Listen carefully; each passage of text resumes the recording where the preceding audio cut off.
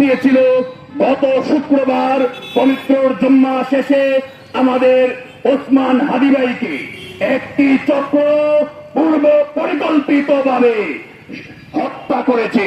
মহান আল্লাহ পাক রব্বুল আলামিনের কাছে আজ পবিত্র জুম্মা শেষে উপস্থিত তাওহীদি জনতাকে নিয়ে একটাই প্রার্থনা করি, মহান আল্লাহ পাক রব্বুল আলামিন যেন আমাদের হাদী ভাইকে শহীদি মর্যাদা দান করে জান্নাতের মেহমান হিসাবে কবুল করে।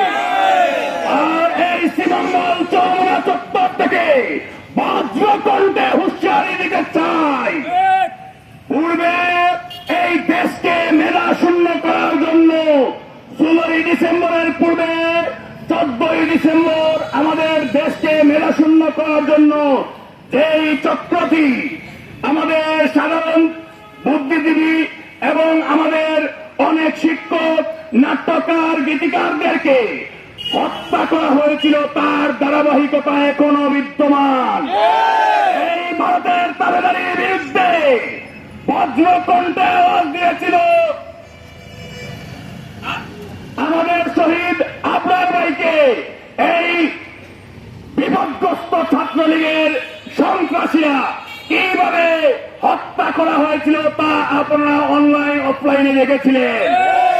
সেইভাবেই এই ইনকিলাব মঞ্চের প্রধান মুখপাত্র আমাদের এই ভারতের তাবেদারির বিরুদ্ধে আতঙ্কের প্রতীক হাদী ভাইকে সেই একই কায়দায় হত্যা করা হয়েছে। অবিলম্বে এই প্রশাসনের কাছে আমরা উদাত্ত আহ্বান